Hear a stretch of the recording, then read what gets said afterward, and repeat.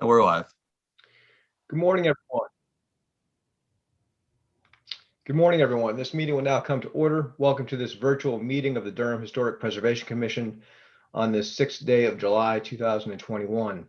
My name is Matt Bouchard, and I am chair of the commission. The commission is a quasi-judicial board of record, and as such, all testimony will be recorded. Under this procedure, our meeting today will also be live streamed on the city's YouTube channel. The proceedings of this board are governed by the zoning laws as recorded. As such, please note the steps we have taken to ensure that each party's due process rights are protected as we proceed in this remote platform.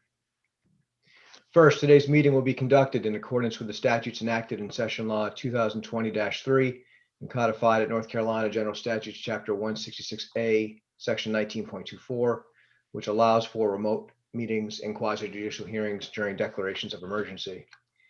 Second, each applicant on today's agenda was notified before being placed on the agenda that this meeting would be conducted using a remote electronic platform. Every applicant on today's agenda has consented to the board conducting the evidentiary hearing on their request using this remote platform. We will also confirm today at the start of each evidentiary hearing that the participants in the evidentiary hearing consent to the matter proceeding in this remote platform. If there's any objection to a matter proceeding in this remote platform, the case will be continued. Third, notice of this meeting was provided to the applicants and to the public in multiple ways, including signage posted on site, notification letters mailed to all adjacent property owners informing recipients regarding the remote platform, and the general announcement via our website informing the public of the same. The notices for today's meeting advise the public on how to access the remote meeting as the meeting occurs. Individuals wishing to participate in today's evidentiary hearings were required to register prior to the meeting. Information about this registration requirement, along with information about how to sign up to participate, was included in the mailed notice letters sent to each adjacent property owner. This information was also included on the board's website. The public was advised to contact the city immediately in case of objection to the evidentiary hearing or to the remote meeting platform. Chris, do we have any objections today? None registered. Thank you. All individuals participating in today's evidentiary hearings were also required to submit a copy of any presentation, document, exhibit, or other material they wish to submit at the evidentiary hearing prior to today's meeting. All materials that the city received from the participants in today's cases, as well as a copy of city staff's presentations and documents, were posted online prior to this meeting. The agenda and all materials to be discussed today may be viewed at any time during today's meeting by visiting the web link for today's agenda via Durham's Agenda Center. Finally, all individuals who registered to participate in an evidentiary hearing on today's agenda, as well as all city staff participants, were emailed a witness oath and consent to a remote hearing form prior to today's meeting. Any individual planning to testify or submit evidence in an evidentiary hearing was notified that they must sign the oath form prior to today's meeting. We will also reaffirm everyone's oath on the record at today's meeting. Are there any members of this board that would have any conflicts of interest with regard to the cases before us today? And are there any early dismissals being requested? Chair Bouchard, this is Andy Goolsby. I need an early dismissal by 10:30, please. And Chair Bouchard, Laura Fieselman here. I need to go by 11, please. Matt, I need to leave by 11 as well. Okay. Wanda, Leave by 11:30 too. and Wanda, 11. Okay. Well, we are going to do everything in our power here to keep things moving along expeditiously and make sure we've got a quorum for all three hearings today. As chair of the Historic Preservation Commission, I'd like to remind everyone that our quasi-judicial hearings function similar to a court proceeding. Staff will first present an overview of the case, and then the applicant will have an opportunity to present their evidence. Opponents, if there are any, may then present their evidence, and the applicant may then present a rebuttal.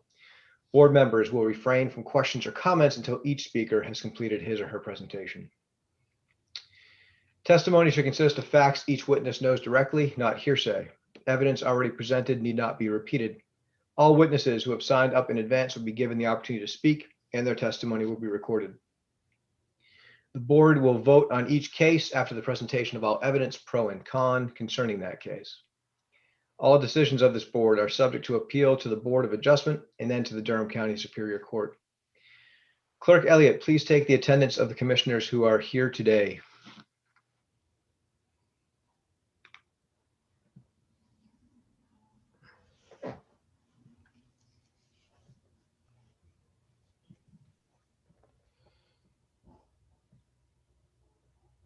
I say Clerk Elliott. Is Terry here today?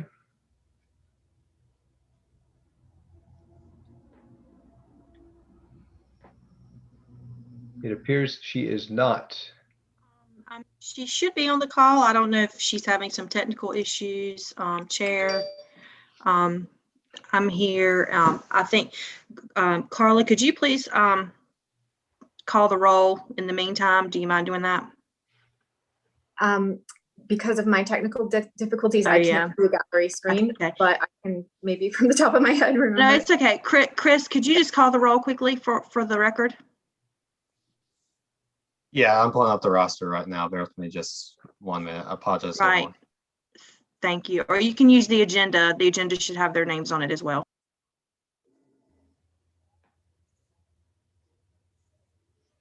Chair Bouchard, Here. Chair Dayan,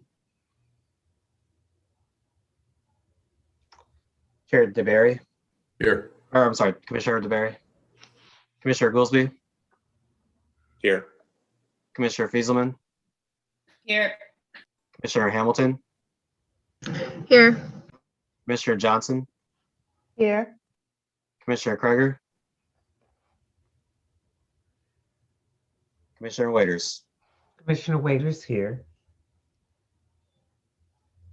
Thank you very much, Chris. Commissioners, you've been forwarded an agenda to today's meeting. Would anyone, including city staff, like to recommend any adjustments to today's agenda? Carla Rosenberg, Planning Department. No adjustments. Thanks.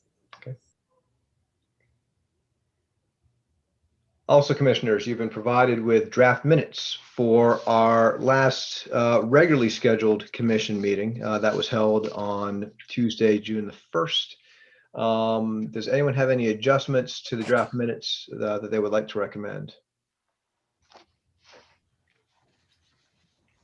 I don't know if Terry's here to capture this, but the start time says 8:30. It should be 9. Good catch. Anybody else? Thank you. We'll make note of that. Does anyone have a motion to approve the minutes as amended? So moved. Second. All those in favor of approving the June 1 minutes as amended by Commissioner Fieselman? Aye. Aye. Aye. Commissioner Goolsby, aye. Commissioner Waiters? Aye. I am an aye as well. I think that was everybody. Not sure I have the authority to take roll call votes, but the minutes appear to have been approved. 7-0.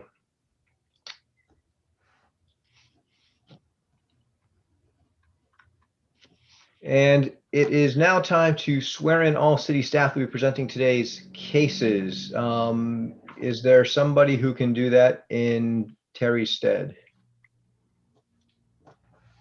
Chris Peterson from Planning Department will swear in staff. Thank you, Chris. Do you swear or affirm that the testimony you're about to give will be the truth? Carla Rosenberg, Planning Department. I do.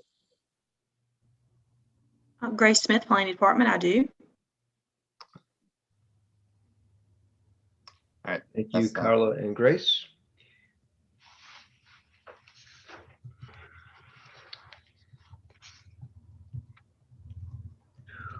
I believe we are ready to bring in members of the public for our first case. Chair Bouchard, can we do a roll call for the minutes, please? Staff would like to ask, just do a quick roll call to approve the minutes. That's fine. All right, I'll go through this quick. Chair Bouchard, Approved. Commissioner DeBerry, Approved. Commissioner Goolsby, Approved. Commissioner Fieselman, Approved. Commissioner Hamilton, Approved. Commissioner Johnson, Approved. and Commissioner Waiters. Approved. Thank you. Commissioner Waiters has very helpfully reminded me that we should have minutes to approve from our special meeting in the middle of last month. I have not seen those meeting minutes. Are they online? Does anyone know whether or not they're available online? We only have the meeting minutes from June 1st currently available. Grace Smith, I'm not sure if you can chime in more. We can bring those for your approval at your next meeting. Perfect. We will hold off until then in that case. I believe we are now prepared to bring in members of the public for our first case. First request for certificate of appropriateness on our agenda today is case number COA 2100031, 2113 Englewood Avenue, new construction and site work.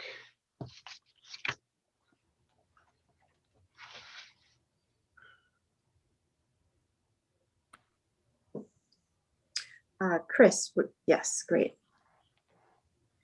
And is there any commissioners who have a conflict of interest in hearing this case? If not, let us proceed with the swearing in of anyone who plans to speak for or against this case.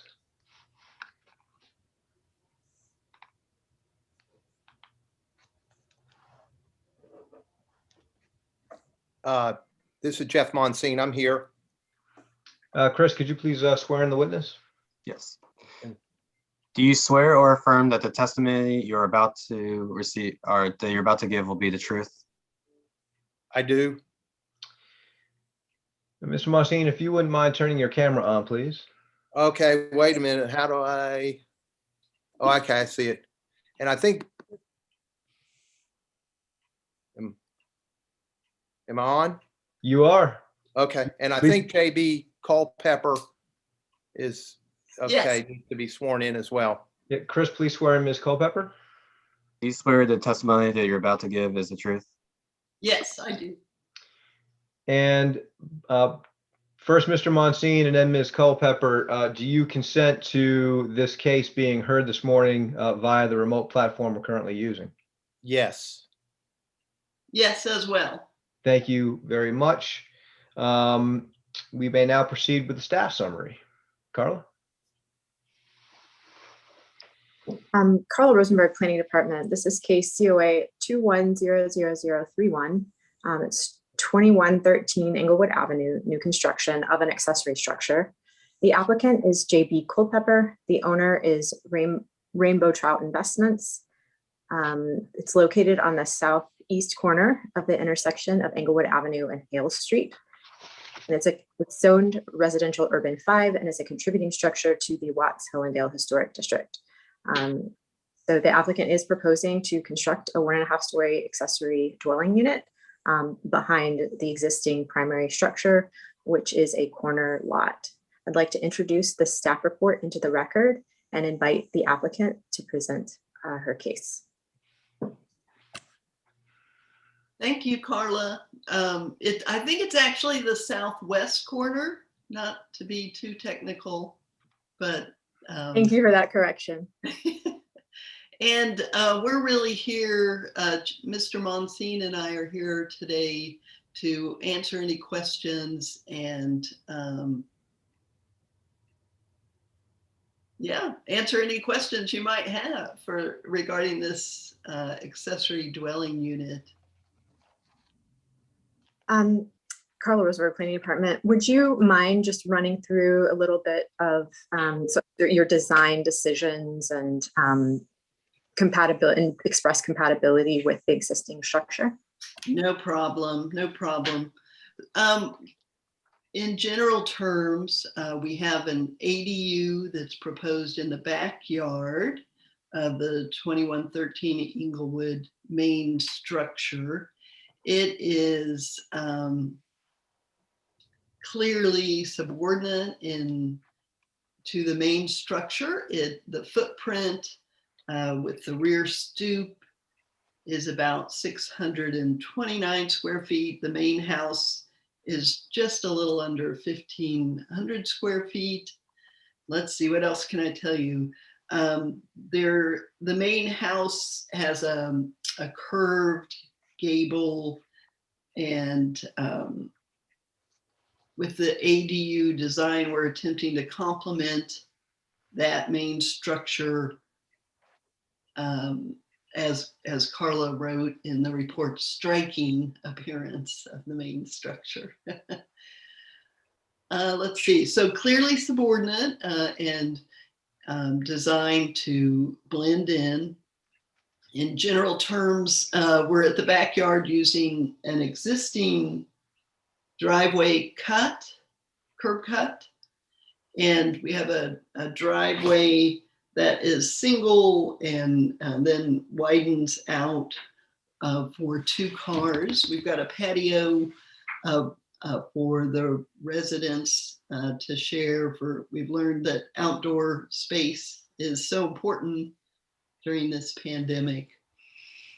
Proposing concrete paver blocks to sort of soften the effect of that driveway. And yeah, Jeff, can you think of anything to add regarding the application? I just think the main thing is, the clearly subordinate, and then design. If Carla, if you could just go back to the elevations of the ADU, if you compare that to the original house, we're trying to do the dormer and doing the curved gable on it as well, on the dormer or the rake board, basically, just to try to blend it in. The ADU will face Hale Street, which I think will look nice as well, so that the front will be facing Hale Street. As the application says, we'll use the hardy plank siding, the suggested windows that Carla has asked us to use, so in compliance with all the regulations of the HPC. So I think it's going to be nice. And, I don't know if you guys remember the commissioners, but this is clearly different from the first 2 that you proposed, and that was a concern. So this is a completely different design that we're using.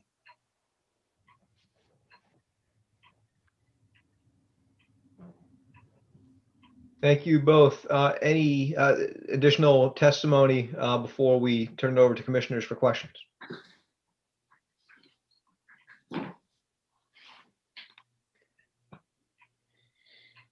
Let us turn it over to commissioners. Any questions for the applicant?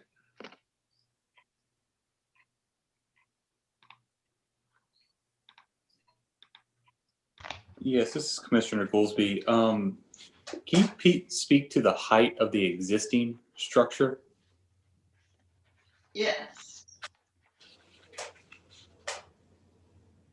Just trying to get to those exact numbers for you, Okay. Commissioner.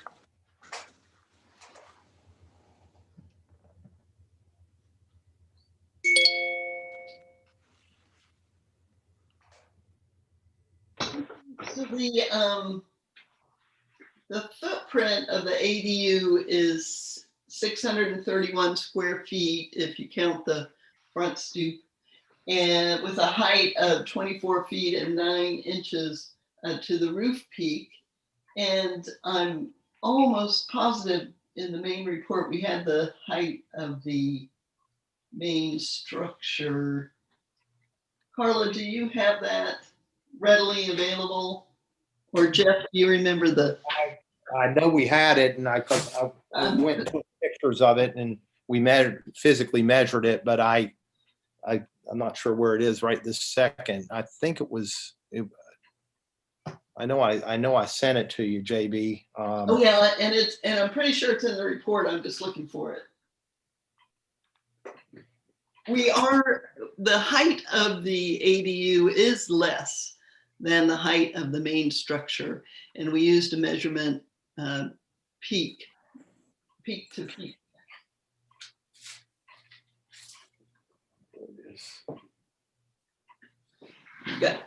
I can find that email that I sent Carla. Yeah, I did find it in the report. So you have the original house at 26 feet, 6 inches. Does that sound correct? That does sound correct. Thank you for locating that. Okay.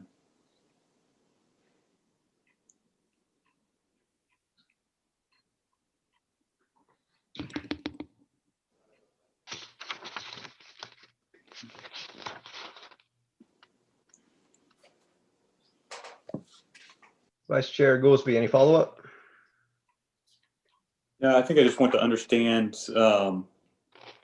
it might be more of a conversation for us as commissioners about clearly subordinate and heights, so. Thank you. Any other commissioners with questions for the applicant? I have one, but I'm willing to hold off here for others to have a chance. I'll go ahead. Very quickly, is there a actually, Carl, if we could pull up the plot plan or the site plan.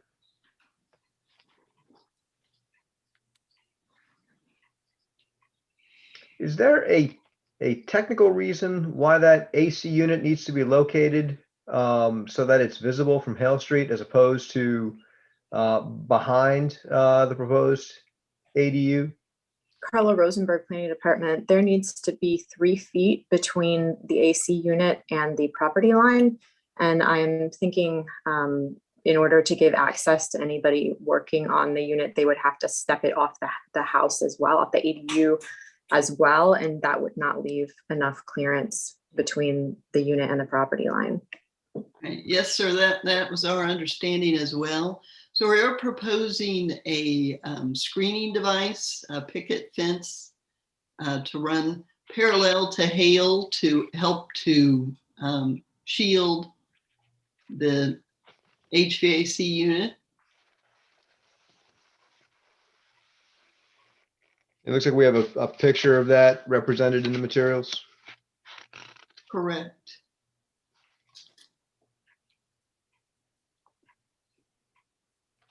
For clarity, this is Commissioner Johnson. For clarity, Carla, you said the HVAC unit needed to be how many feet from the property line?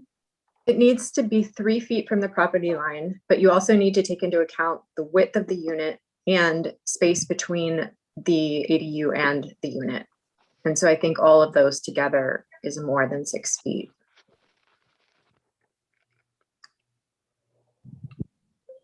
So, okay, so I guess this may be a question for the applicant. From the rear of the ADU unit to the property line, do you know how many feet that is? Commissioner Johnson, I know that our builder did look to see if it was possible to place it, and it was not. So I do not have those exact dimensions, but I do know that we were unable to locate it in the back.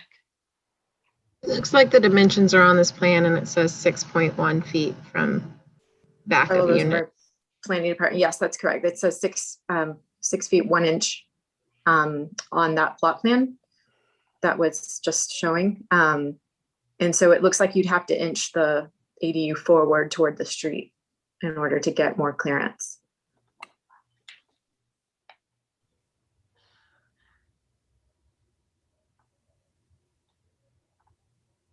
The builder, Joe Barini, checked on putting it behind or beside, and it's just too close with the setbacks. So that's the reason we had to set it on that side due to zoning and setback restrictions. How is the fencing proposed to be installed? Just a bit of fencing in front of where the unit is, not surrounding the unit? Well, Carla and JB had talked about that, and we can surround the whole unit with a wood fence, a picket fence, and that was one thing JB and I were talking about. So it's not we can. I'll defer to Carla or the commissioners, what you would like to see there, but it's certainly not a huge issue to screen the whole thing in, and we could do a removable panel so that the HVAC service would have access to it, but we can definitely screen the whole thing. Or potentially 2 sides parallel to Hale and then parallel to Inglewood and perhaps leave the back open, but really whatever the commissioners prefer.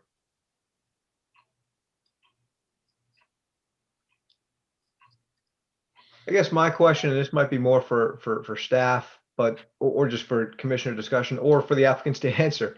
If I'm at the corner of Hale Street and Inglewood and only a portion, well, I guess the house is probably going to obscure it, but if I'm at, say I'm located on Hale Street at the corner of the primary residence, and there's only fencing in front of the AC unit facing Hale Street, it would seem to me that I could pretty easily see the HVAC unit from at least a portion of Hale Street. Carla Rosenberg, Planning Department. I think you're right. So JP's, the applicant's proposal to cover those two sides of the unit, I think makes sense. I think it would be wise to look at the opacity of the fence and just the type of fence used, that it's not, that the configuration of the fence makes sense with the style of fence as well.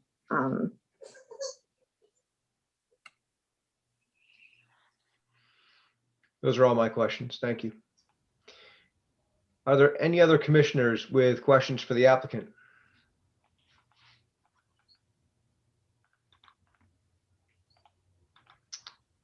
Hearing none, I will ask, although I think I know the answer to this question, are there any opponents who would like to speak? Seeing and hearing none, we will close the public hearing on this case to permit discussion among the commissioners. And I would ask Vice Chair Goolsbee to lead us off with his concerns about clearly subordinate. Sure, and mostly it's opening up to hear from other commissioners about their views. One thing I see in the application is that this ADU is, let me see if I can get the measurement.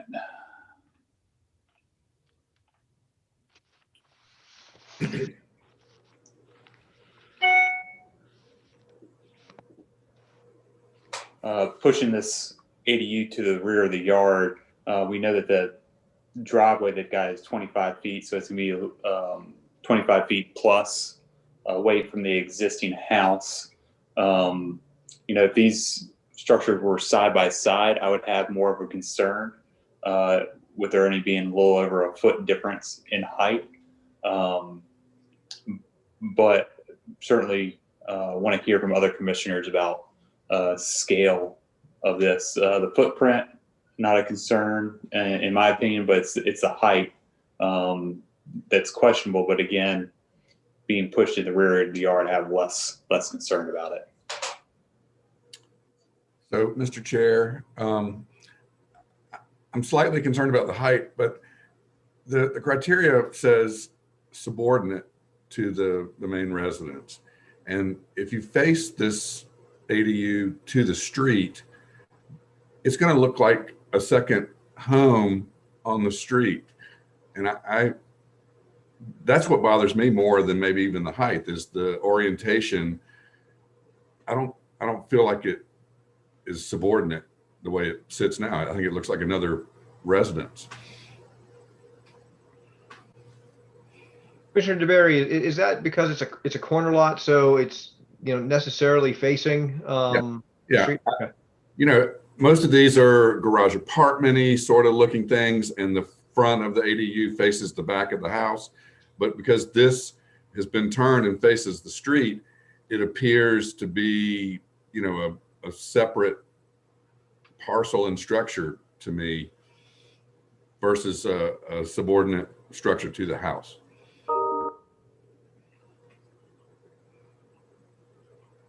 Yeah, Commissioner Johnson, I agree with Commissioner DeBerry and Goolsbee on both sides. The height, I think, I wish that we had a better kind of guideline for subordinate, because it's just so close when it comes to height. But my first impression of the house is that it looks just like, of the ADU unit, it looks more like a second house on the property rather than something a bit smaller, a smaller house, the typical granny flat situation, in-law suite that you would see in a historic district. I would love to see if there are examples of this size of ADUs in the neighborhood with this level of height. It feels like a second home. Carla Rosenberg, Planning Department. Would it be helpful to see sort of a sketch drawing of the existing structure with the proposed ADU on site together, side by side? Yes, I think that would be very helpful for me. Commissioner Goolsby, I agree with April. It also would be helpful to understand if there are other ADUs of this scale currently in the district, particularly ones that are going to be street facing. Because I can certainly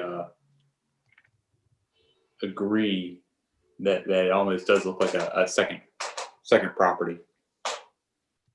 Carla Rosenberg, Planning Department. Just keep in mind that the UDO changed in the last couple of years that allow ADUs to go into these neighborhoods. So we are seeing unprecedented proposals. These proposals are going to look different from previous proposals that the UDO previously didn't allow.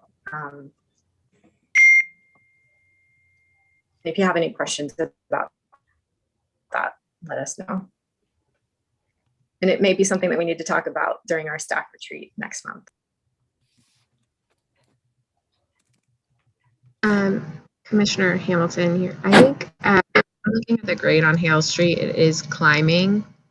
So the ADU seems like it's probably going to sit at an elevation higher than the primary structure does.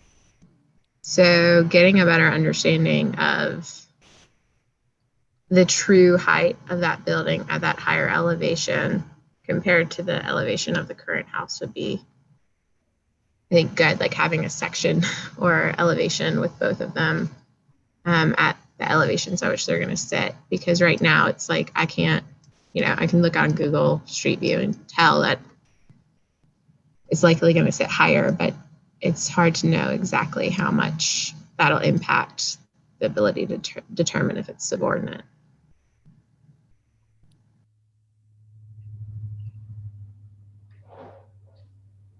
Carla, do you have the ability to pull up Google Maps? Maybe take a little peek at the lot? Carla Rosenberg, Planning Department. I apologize. I had technical difficulties this morning, so I'm actually not presenting. That's Chris Peterson who's doing the presenting, and I think he needed to step away for a second. So okay, I can get it up in just a moment. Bear with me just a second. Okay. Thanks, Chris.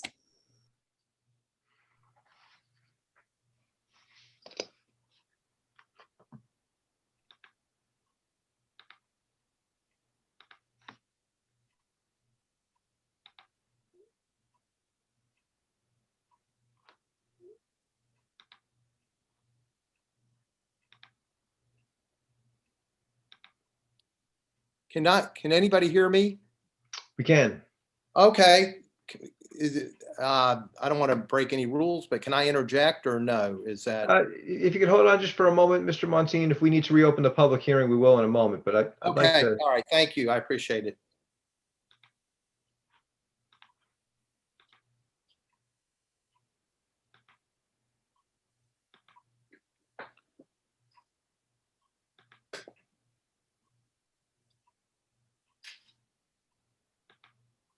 Feel free to direct me as you wish if you want me to go to different angles. Right now, I'm not seeing anything but the gallery view here of the participants. My apologies. So we're looking here at Englewood, correct?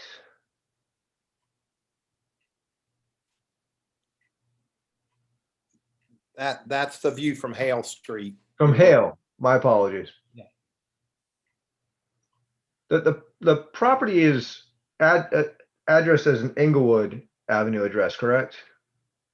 Yes, it faces Inglewood, and it's a duplex. I'll just interject. There's a front door on it that goes upstairs, and then the side door is the downstairs apartment. I see. So that's the front door, what we're looking at now. Yes, correct. And Okay. it goes straight upstairs. We could turn another 90 degrees, Chris, to the Englewood side.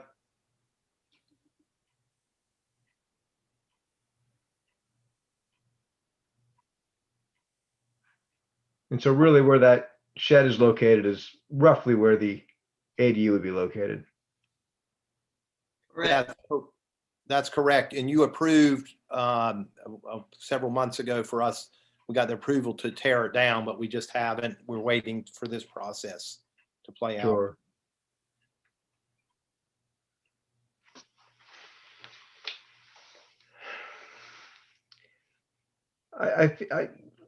Mr. Monsini, I'd like to give you an opportunity to just provide some clarifying comments, but if you could keep them relatively brief so we can return to the commissioner's comments. Absolutely. Thank you. Well, so we designed this, and I was pretty excited because I thought it would tie into the existing house, as you can see. But this is the third one I've done. And in the last meeting, there was a lot of pushback. I can't remember the commissioner's name. I'm not sure, but all the two that you're building are exactly the same. So, and we don't want to see a bunch of the same exact things being built. So we went to a lot of effort to get a different design and to tie it into the house so it looks good and blends. And so that's my main comment. I could have easily come back with the one we built before. There's only so many different ways to build these things, when you're limited to 800 square feet. So that's why we did this. So that's my comment. And I'm not sure if you remember, I know you have a lot of meetings, but I don't know if anybody remembers that conversation. I think most of us do recall it. And that point is well taken, but once again, closing the public hearing and returning to the discussion amongst the commissioners, and to try to frame what we need to discuss going forward. I don't see this as an issue of this particular design being differentiated from earlier ADU designs proposed by Mr. Monsini. The issue here for this unique design is it clearly subordinate, as that phrase is used in our criterion? And I've spent a little time here during the discussion just trying to review the various uses of the phrase subordinate and clearly subordinate in our criteria. There are instances where we use subordinate. And then there are instances where we use clearly subordinate. This is one of those instances. We do not have a clear definition for subordinate, let alone clearly subordinate. So, we've got an interpretation issue we've got to work through. And it sounds to me like we have at least 3 commissioners who've got concerns that this particular design, based on the 2 stories, the fact that it's only a foot or so smaller than the primary structure, based on its location adjacent to the structure, where it might actually be even higher than the primary structure based on sloping. It sounds like we've got concerns about whether or not clearly subordinate is met here.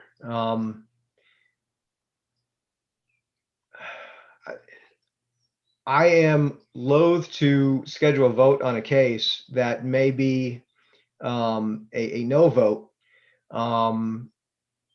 requiring the participant to wait a fair amount of time before coming back to us.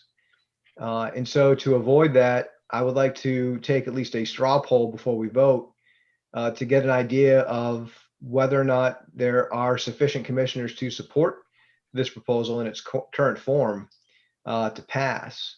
I am presuming from the comments from Vice Chair Goolsby and Chairs DeBerry and Johnson that the 3 of you would not be able to support this proposal at this time. Is that fair? Yes, Commissioner Bouchard, that is fair for me. Commissioner Johnson. Commissioner Goolsby, that's correct.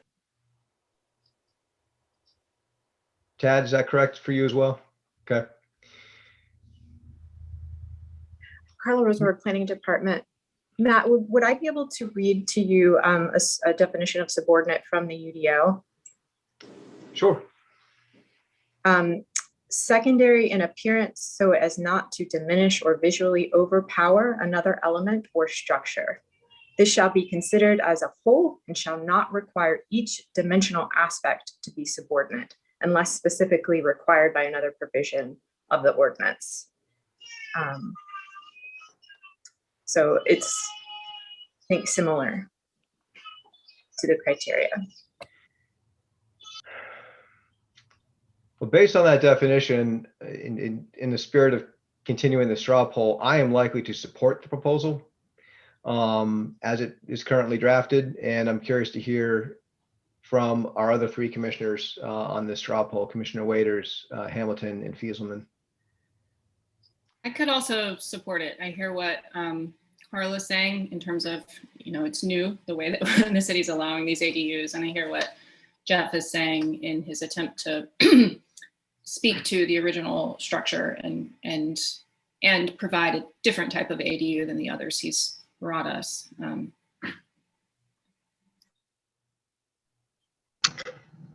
Commissioner, oh, go ahead. No, go ahead, Katie. I'm fine. No, go ahead. Commissioner Waiters, I appreciate Carla providing the new definition of this. The emphasis on this being clearly subordinate has been stated since we started this morning. So I guess we clearly needed a new definition. I did not speak up when our other three commissioners were concerned about the view of this property. I did agree with them. And I also appreciate, again, Carla letting us know that there is now a clear definition that we may not have been, well, I wasn't aware of. So thank you. So Commissioner Waiters, are you likely to support or not support the proposal in its current form? In its current form with the questions that are on the table, Chair Matt Bouchard, I would think not. So based on the straw poll, we do not have sufficient support for the proposal. We could, of course, go forward with a vote and formalize that determination. Or we could offer the applicant an opportunity to provide revisions to the proposal and come back and talk with us. And so I think I will leave it to Mr. Monsine and Mr. Culpepper as to whether or not you would want us to go forward with a vote. And of course, you'd have rights of appeal with the Board of Adjustment, or if you prefer to have the opportunity to redesign and come back and see us at some later date. I mean, I have other designs we could use. I guess it's okay for me to talk now, correct? Yes. Okay. To address the question on the table, which is, would you prefer for us to move forward? I'm fine doing, coming back with another design, and I'm not interested in appeals and going to the Superior Court. I mean, that's just time and money wasted. But if I come back, my concern is, and I believe it was Mr. Commissioner DeBerry that last time, was really concerned about, a repetitive design. So I feel like I'm kind of caught between a rock and a hard place. We're trying to do what, the commissioners are asking. And then if I come back with another design, then am I going to say, well, it's similar to like I said, they're 80 accessory dwelling units. There's only so many design elements you can implement in these things. And I guess with that question is, are you saying that, I mean, if I don't even know if this is doable, but if we can lower the height a little bit, would that do it? Or I'm really not sure what the objection is. If we can formalize the objection, then I'll know what to do. My objection is that it faces the street. If the front of the unit faced the back of the house and we're slightly lower, I could support this proposal. The design is great. The fact that you've changed the design is fantastic. I love the design. That's not the issue here. It's the size and the orientation for me. Okay. And I Carla would, Rosenberg, oh, sorry. Excuse me, Go go ahead. ahead. I just wanted to say, I agree. I think that if we're looking at the spirit of an accessory dwelling unit in a historic district, and the purpose of this commission is to review it in harmony, that changes to the districts are contiguous with the historic character of the district. I think it's out of character, or at least it may be an anomaly for an accessory dwelling unit, or what people would call a granny cottage or something like that, to be facing the street. It should be facing, usually it's facing the back of the house, and it's clearly subordinate, but with the city's definition of subordination, it's 2 feet below the, that subordinate. So that, I think we can get past that, but I think it's orientation that's kind of concerning. Okay, and we can come back to the drawing board. I guess Carla, can you go back to the elevations, please? Because if we turn the house, which we may be able to, where it faces the back of 2113, the elevations, then what I'm afraid is that so let's say if we can actually turn the house where the front elevation is facing the back of 2113, then you're gonna be looking at a flat gable wall, basically. So Yeah, Carla, could you go down one more plan sheet to A3? go to the side elevation, maybe. I guess 2 more plan sheets. Yeah, Thank right. So that's what you're going to look at. If you'll be looking at the one, I believe you'd be looking at the right side elevation. One of, either one you can see. So that's what you're going to be looking at from Hale Street. So I guess the question is, in my opinion, I thought that the way the house orients is better. And that's also what we did on a previous one on Oakland, and we faced it. It was a corner lot, Inglewood and Oakland. We faced it towards Oakland. So, but I mean, if I could turn it, I will. And if the commission thinks that would look better. Carl Rosenberg, Planning Department. I agree with what you're saying, Jeff. The same thought came to my mind. Also, just thinking about historic accessory structures, if this were a utilitarian garage, it would likely be facing Hale Street. You would drive in from the street and drive your 1930s Roadster right into the garage. Like, it's not necessarily historically accurate that it always faced the direction of the house. Yeah, you're right. I kind of forgot And that Carla, this was yeah. I kind of forgot that this was a corner lot. So I just forgot that for a second. But yeah, you're right. Having that side facing elevation on the corner lot does throw it off a little bit. Yeah, and I mean, I know I haven't looked at this exact neighborhood, but I know in Watts Hill and Dale, you'd have a father own the primary structure on one side, and then his son would build what at the time was a second structure facing, the side street. I'm having looked at the history there. This wasn't that uncommon of a organization in my mind to have this type of secondary structure face the side street. I don't know. But those structures weren't ADUs. They were true homes most of the time when they subdivided the parents' lot. I just feel like the spirit of this ADU business is a little different from a subdivision and a second home on a parcel.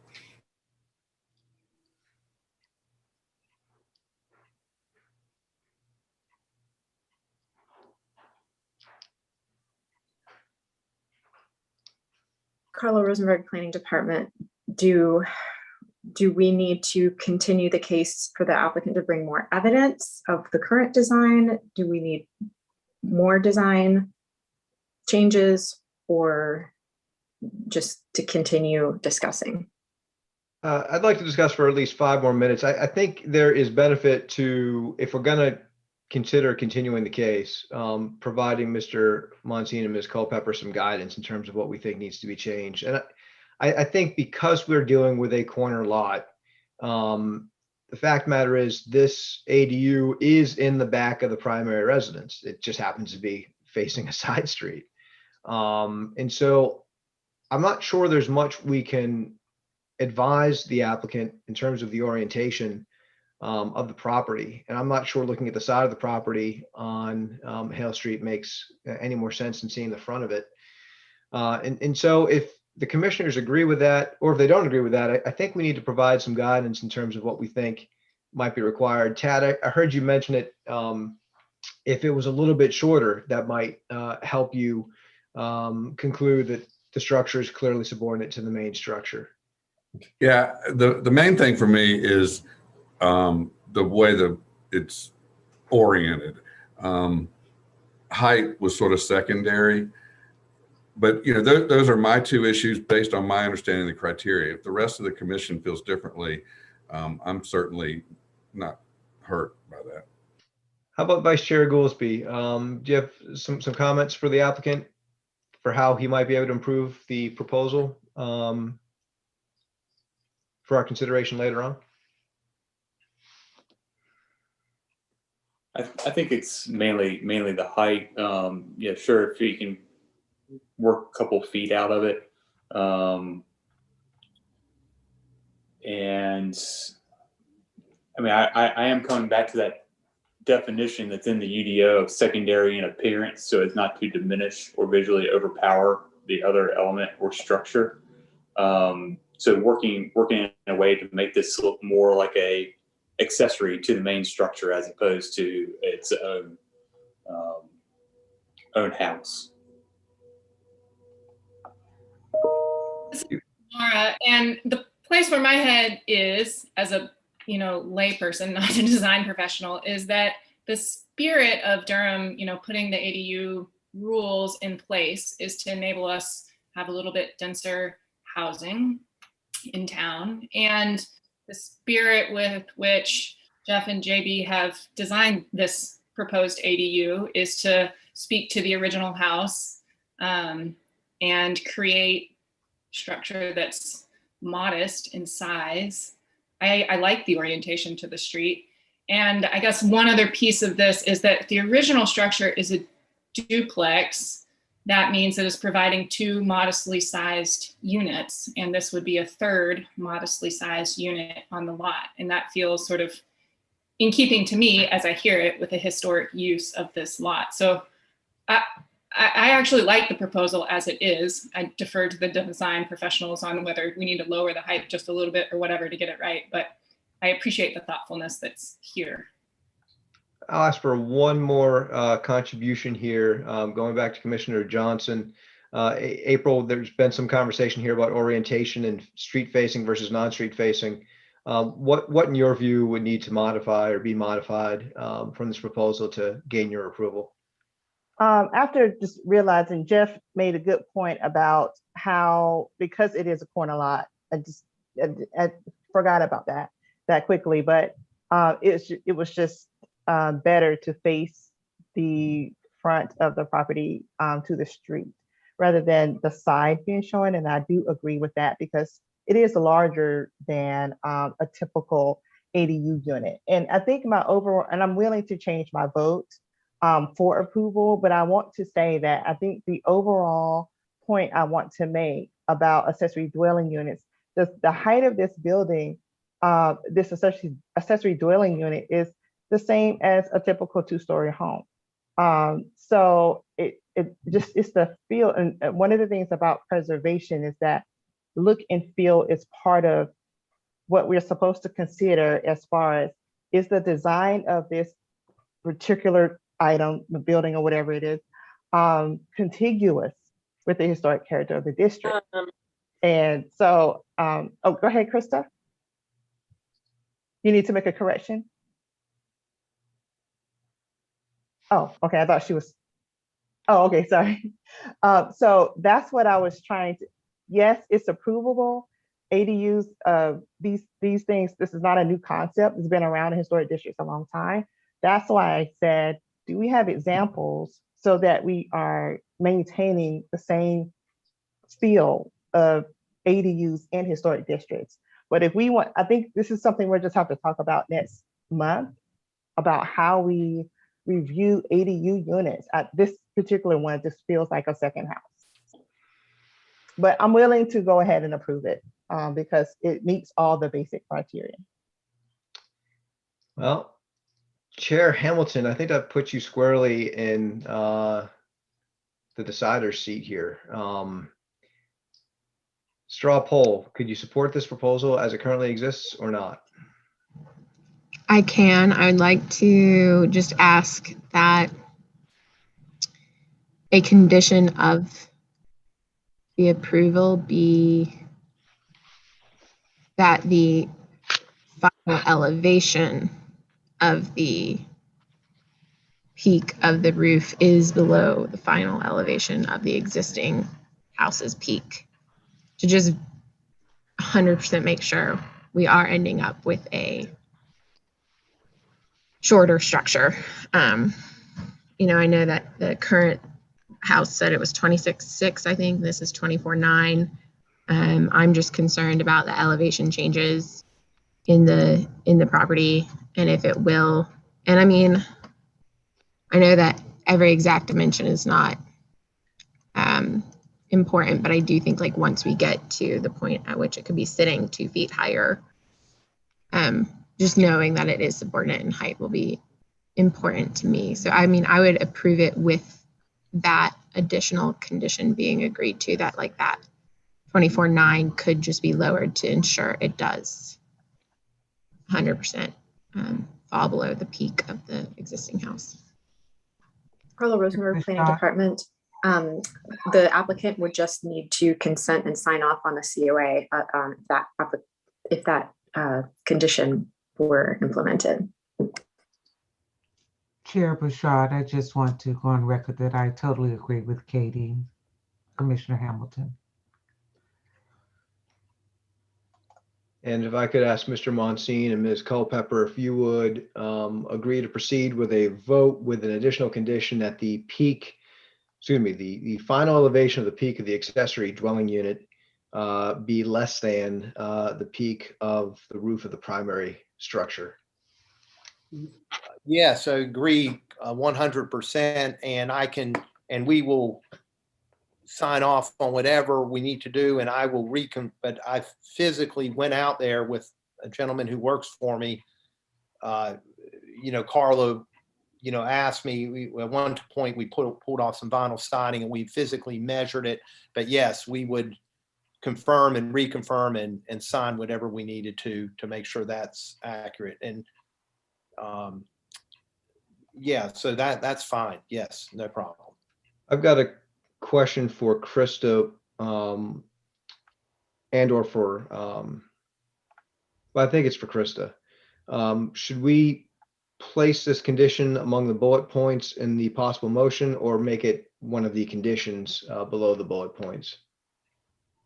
Krista Kugro, City Attorney's Office. I believe it should be a condition. Okay.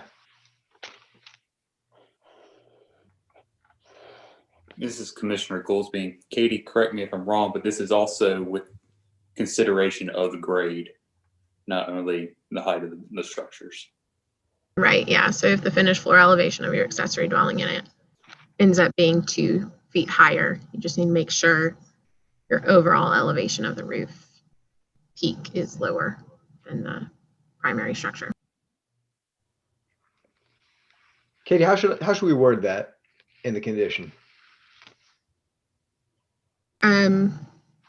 I would just say the elevation or the all right, Andy, you can throw your 2 cents in there, but I'm thinking the finished elevation of the peak of the accessory dwelling unit's roof shall be such that it is below the finished elevation of the peak of the existing primary structure in relation to sea level. Now it's clear. I like it. Okay. I know You're such a grading professional. elevations versus architectural elevations is always a, okay. Well, I am prepared to make a motion. The Durham Historic Preservation Commission finds that in the case COA 210031 2113 Englewood Avenue, new construction accessory structure, the applicant is proposing to construct an accessory dwelling unit at the rear of contributing structure. The unit will have a footprint of 631 square feet and a height of 24 feet 9 inches from base to roof peak, and will be constructed with a brick foundation, smooth cementitious fiberboard siding, PVC trim, architectural fiberglass shingles, 6/6 double hung solid PVC windows, and a fiberglass door. A new HVAC unit with a height of 29 inches will be concealed along the street facing sides by a 3-foot section of 30-inch tall, low opacity wood picket fence. A driveway, a double parking pad, and a patio will be constructed with concrete pavers. Therefore, the conclusion of law is that the proposed addition and alterations are consistent with the historic character and qualities of the historic district and are consistent with the historic properties local review criteria, specifically those listed in the staff report.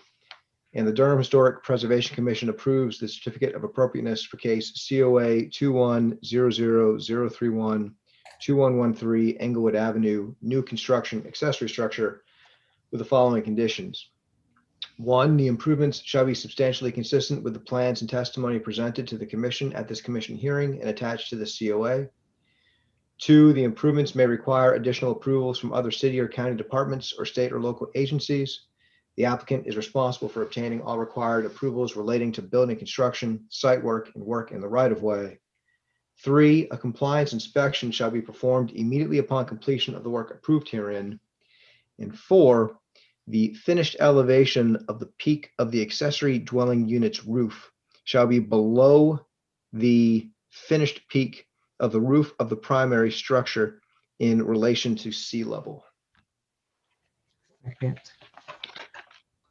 Second. Now, before we take a roll call vote, we have a motion and a second. I neglected to ask for a staff recommendation, and I feel it's incumbent upon me to ask Carla for that recommendation before we take our vote. My apologies for doing things out of order.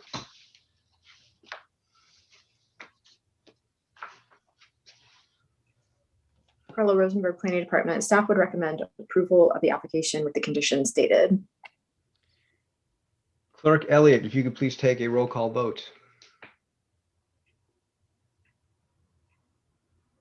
Did we get a second? We did. Commissioner Waiters. Waiters, okay. Yes, I will. Chair Pashard, Approved.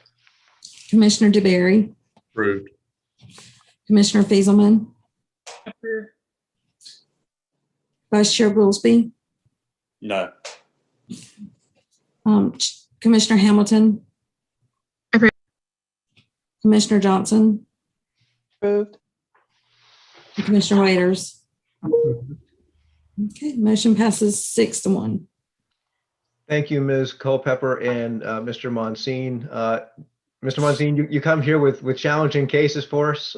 Thank you both for your patience as we work through things today. Well, Good luck thank with your you project. for all your help, and we appreciate it. Thank you very much. Thank you. Thank you. We have 2 additional cases on our agenda.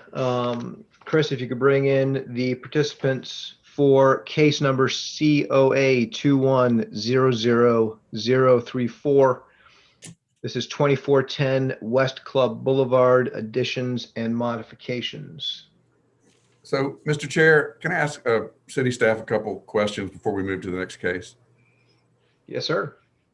One, what is the city stance on number of unrelated groups in a single property in a neighborhood? If that home we just talked about was a duplex and we're adding a third dwelling unit, I thought there was some sort of background there. That's my question there. And then secondly, in the approval process, it says that there'll be an inspection. And how is that done? And what's the teeth there? Because I've asked about another project in town where they clearly did not abide by our ruling. And what's the teeth in the inspection process? Carla Rosenberg, Planning Department. So for your first question, wait, now what was that question again? About number of unrelated Right. I don't think that there is any maximum. We have quadruplexes, we have historic, apartment buildings. In a neighborhood that's zoned this way.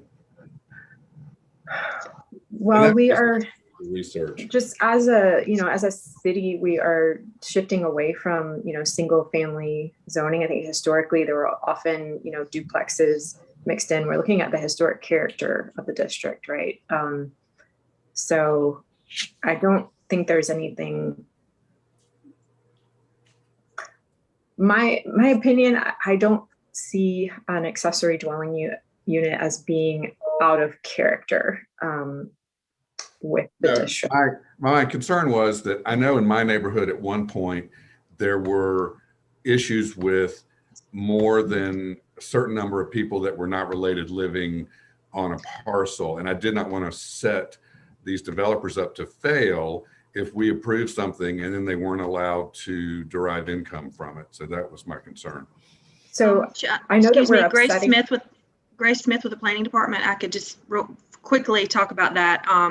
The number of unrelated people that can live together in the UDO has been recently amended, but that's also per dwelling unit, not lot.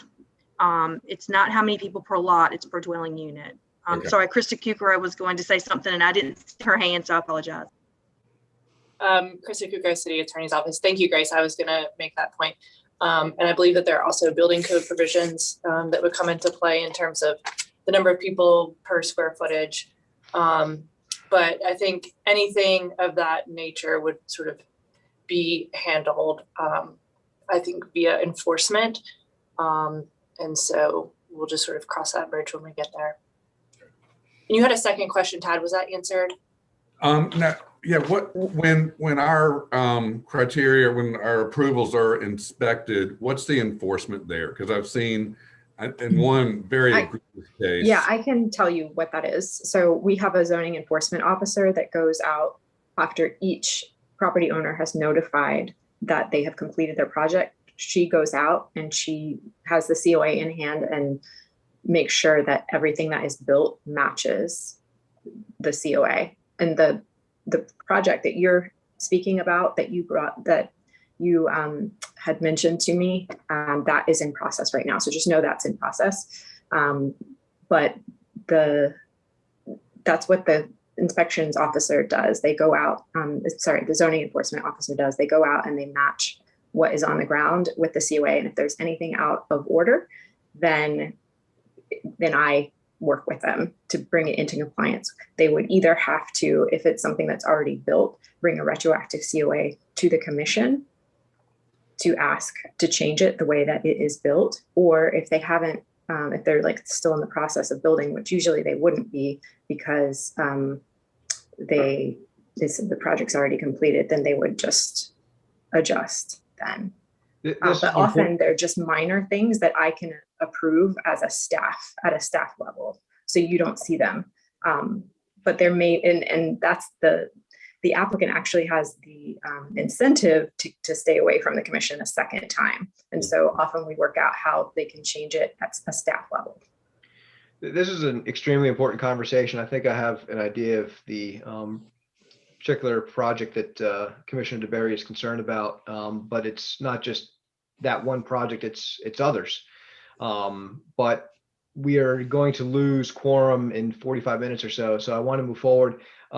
Perhaps we can talk about adding these enforcement mechanisms as a hot topic discussion after a future hearing, because I think it's worth learning more about how our motions and our votes and our conclusions get enforced in the field after the fact. So with that out of the way for the time being, case COA 2100034. It looks like we have two speakers in support. Can you please turn your cameras on?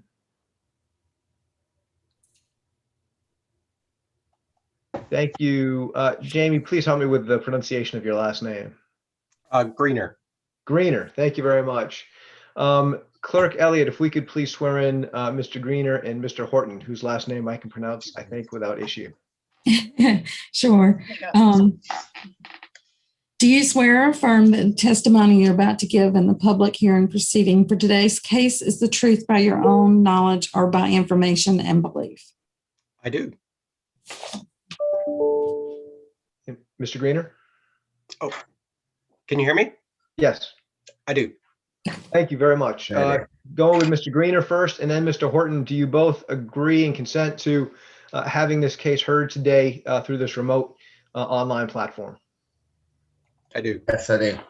Wonderful. Thank you very much. Any commissioners with any conflicts of interest with respect to this case? Seeing and hearing none. Carla, if we could have a staff report. Carla Rosenberg, Planning Department. This is case COA 2100034. It's 2410 West Club Boulevard, addition and modifications. The applicant is Brett Horton, architect. The owner is James Greener and Brandy Hayhurst. It's located on the north side of West Club Boulevard between Georgia Avenue and Alabama Avenue. It's zoned residential suburban 8, and it's a contributing structure to the Watts-Hillendale Historic District. So the applicant is proposing a new rear addition with a deck and carport, and also to replace some dormer windows, remove a chimney. I'd like to introduce the staff report into the record and invite the applicant to present his case. Carla, thanks so much. Mr. Horton or Mr. Greener? Floor is yours. I'm happy to. Yeah, please. Yeah, I think I'll present the project to y'all. I'd like to go through the photos in our application. Oh, great, thank you. If you can keep on scrolling. Yeah, here we go. Okay, so the house is in the Watts-Hillendale Historic District, built in 1923. It's a bungalow, and we're looking at the street elevation here. You can scroll to the next picture. This picture shows a second floor bedroom with dormer or shed dormer that created a bedroom space on the second floor, and it's got four windows which we propose to replace so that the owner can have an emergency escape and rescue opening from their upper bedroom. So we can see on both of those photos those four windows. We can go to the next picture or the next image. Okay, so this image shows the rear elevation of the bottom image is the rear elevation of the house. We are proposing an addition to come off the rear of the house. The addition is going to expand the owner's kitchen and mudroom. We'll give a closet to one of the bedrooms that doesn't have a closet, and then off that addition is going to come a deck. So this photo that we're looking at the bottom shows portions of the house which are going to be removed to make way for the addition. So there are 3 plate glass windows on the right of that image that will be removed. It was an old screen porch that got enclosed. The triple window that we're looking at, one of those window units in that triple window is going to be removed to make way for the addition. And then there's an upper second floor window, which is currently a double hung, and we're proposing to remove the bottom sash of that window so that that window will clear the ridge of the addition. And then lastly, the deck that you're seeing is in poor condition, and so that deck is proposed to be removed to make way for the addition, and then a new deck will be built. If we can go to the next photo, the next page. Yeah, photos of the rear of the house. Maybe the next page. And then let's go to the next page. Okay, yeah. So this shows the west elevation of the house, and we can see in red at that top image there's an existing window and door which are proposed to be removed as part of the renovation or the addition. And then the bottom right image is kind of a small part of the application, but we're proposing to infill an old opening in an old basement opening, which is currently boarded up. Next image, please. It's just image of the deck, which is to be removed, and I think that's it for the. I think that's it for the photographs. So I don't know if y'all want to go through the contextual photos or not. Quickly scroll through the neighboring property. Okay, and if we can go to the drawings, please. The first, yeah, actually the A2, the drawing before that. Okay, A1 shows the site plan shows the addition. It's a 266 square foot addition, and much smaller, subordinate to the existing house. It goes out about 12 feet. It's 22 feet wide. It's inset from the east side of the house. And then there's a 370 square foot deck with a pergola that's proposed overhead. And then if we can go to the next sheet, the floor plan just gives you more detail about what's entailed in the addition. There's a dashed line, which a heavy dashed line going kind of through the kitchen and across the stairs, which indicates where the 1937 Sanborn maps show the rear of the house. And so at some point in the house, we think the house was extended. We are extending along the west side of the house and where the kitchen is. We're proposing to take off the old kind of enclosure of the screen porch and add new siding along there. And I'll show that in that siding in the exterior elevations. And then the basement plan on the left, it's going to be open underneath this addition. There's going to be storage underneath the addition. Underneath the deck is going to be a single car carport. If we can go to the next sheet, A3, the east elevation shows the addition coming off the back. The addition we propose to be clad with fiber cement shake siding, which will be very similar to the fiber cement shake siding which clads the upper dormer that we're looking at in this east elevation as well. And we can see in this east elevation we can see 3 of those windows which we propose to replace. We're replacing them either with double hungs or with casements which have a check rail in the middle to simulate a double hung window. And then we can also see the deck and a pergola overhead coming off the addition. And then the north elevation, which we see below, we can see that where close to where the ridge of the addition is, which is clad in the shake siding, we can see that double hung window, which has been turned into a single sash fixed window in the second floor of the house. We go to the next sheet, please.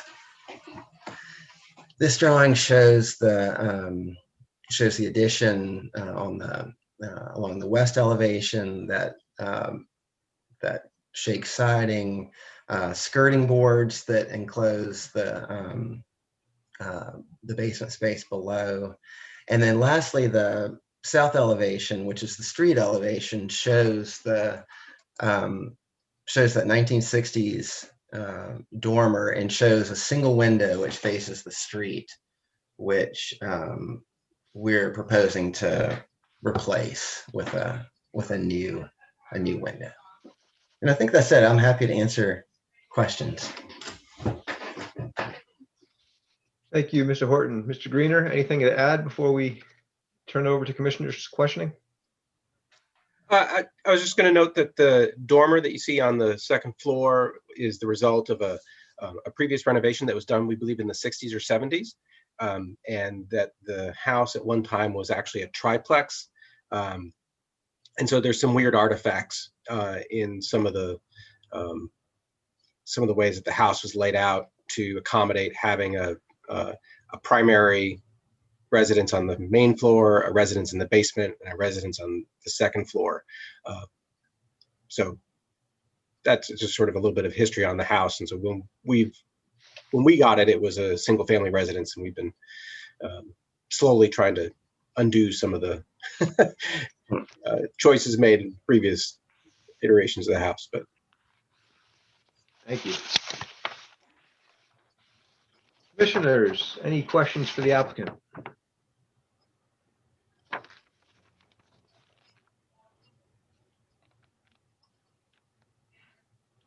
Can you speak to the choice of railing on the decking? We've had some conversation in past cases around deck railing. What are you planning to do here, and what made you choose that? We are proposing welded wire mesh with inserted between a pressure treated wood frame. And the idea behind it is it's I mean, honestly, I think we want the railing to kind of go away. I think they want view. The owners would like views to their backyard, and so it's kind of it's a less expensive version of a cable railing, and I've seen it. I mean, and y'all, I'm sure y'all have too. I've seen it done within the historic district on other projects. But I think the idea is just that it kind of goes away, so that you're not looking at railing when you're trying to look into your backyard. Got it. Thanks. Sure. Any other commissioners with questions?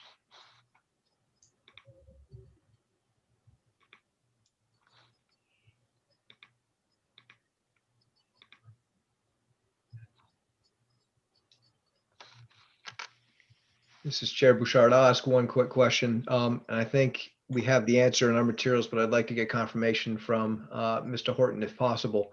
My understanding of the proposal is that no windows original to the house or installed during the house's period of significance are slated to be removed. Is that your understanding as well? There is the windows that we propose. So certainly the upper dormer, we know that that's a 1960s, maybe a 1970s addition. Along the rear of the house, there's that triple window. The Sanborn map indicates that that's not an original portion of the house, and I don't know when that that the house was extended, or maybe it was a porch that got enclosed. But we don't believe that the windows along the rear of the house or the side, the west elevation where the screen porch was, we don't think that they're original, but we're just not sure when exactly they were installed. Thank you. Sure.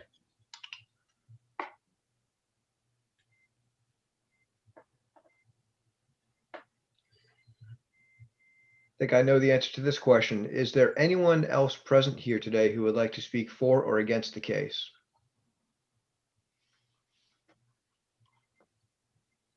That being the case, I'm going to close the public hearing to permit discussion amongst the commissioners.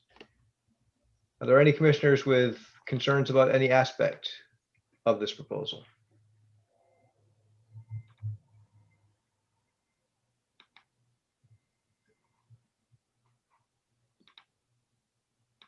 Looks like there is not. Do we have a staff recommendation? Carla Rosenberg, Planning Department. Staff would recommend approval of the application. Thank you, Carla. Is there any commissioner who would be willing to make a motion?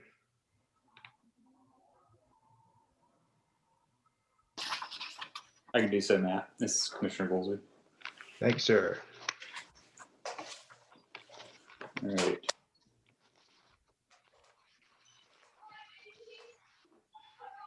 The Durham Historic Preservation Commission finds that in case COA 2100034 2410 West Club Boulevard, addition and modifications, the applicant is proposing an addition and modifications to a contributing structure.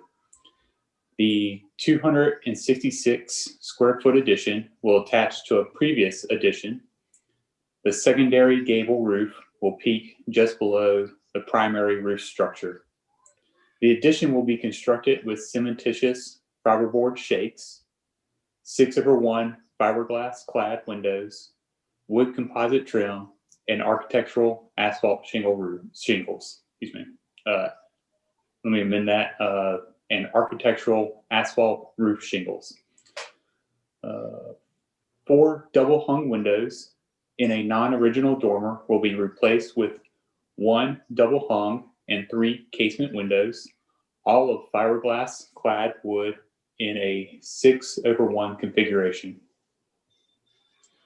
1 rear chimney will be removed without replacement.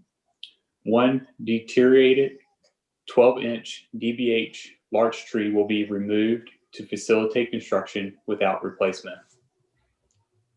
Therefore, the conclusion of law is that the proposed addition and alterations are consistent with the historic character and qualities of the historic district and are consistent with the historic properties local review criteria, specifically those listed in the staff report, and the Durham Historic Preservation Commission approves the certificate of appropriateness for case COA 2100034 2410 West Club Boulevard, addition and modifications with the following conditions.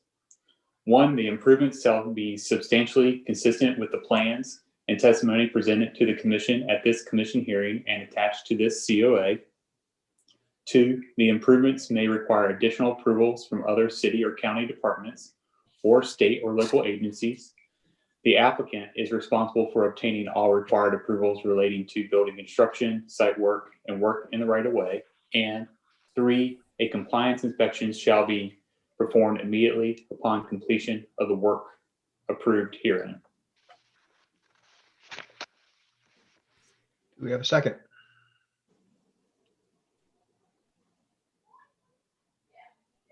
Second, Sorry. April can have it. All right. Second from Commissioner Johnson. Terry, if you could please take a roll call vote. Thanks. Chair Bouchard, Approved? Commissioner DeBerry, Approved. Commissioner Fieselman, Approved. Vice Chair Goolsby, Approved. Commissioner Hamilton, Approved. Commissioner Johnson, Approved. Commissioner Waiters,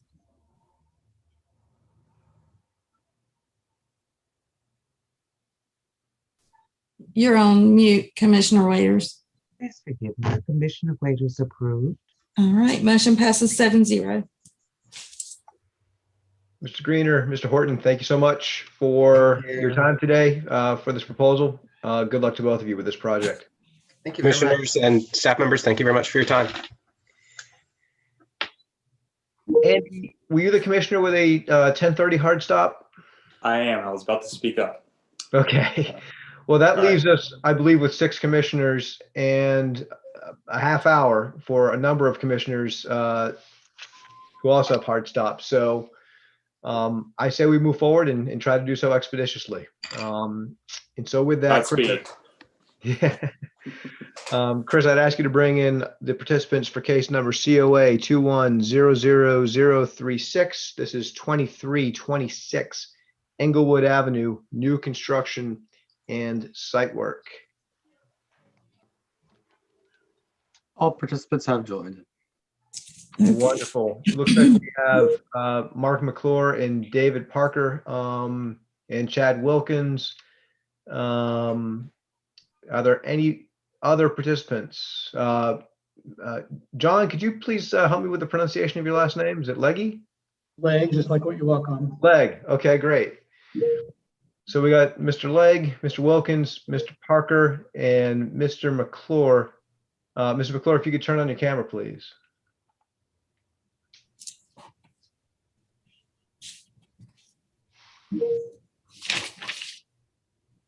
Fantastic. Clerk Elliott, if you could please swear in all of our witnesses. Okay. Do you swear or affirm that the testimony you're about to give in the public hearing proceeding for today's case is the truth by your own knowledge or by information and belief? I do. I do. On Leg, I do.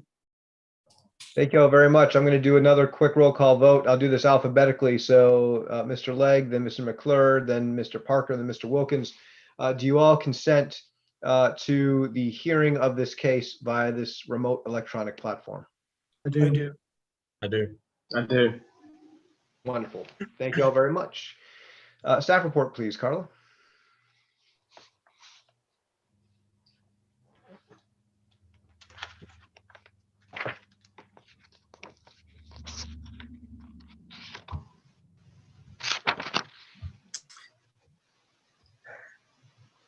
Carla Rosenberg, Planning Department. This is case COA 2100036, 2326 Englewood Avenue, new construction and site work. The applicant and owner is Riverbank Development, LLC, represented by Chad Wilkins and David Parker. I'd like to, located north side of Englewood Avenue between Alabama and Virginia Avenues, zoned residential urban 5, non-contributing structure in the Watts-Hillendale Historic District. Non-contributing property. The applicant proposes to construct a new primary structure on what is to become a vacant lot eventually. As you recall, the existing structure was approved for demolition with a 365-day delay in June.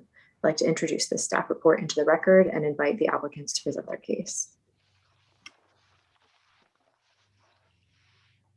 Thank you. Gentlemen, I'm not sure which of you wanted to speak first, but please proceed. Thanks, Carl. This is Chad Wilkins. I'll start here. So our goal with this project was to create a modest house that's both progressive and creative, but there also draws on the forms, roof lines, scale, and aesthetic of the district that it's in.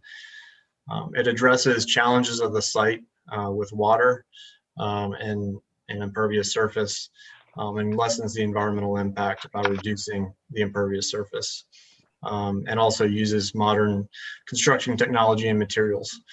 The front porch, similar to most homes in the district, is large and welcoming, helping to maintain the sense of community that Watts is known for.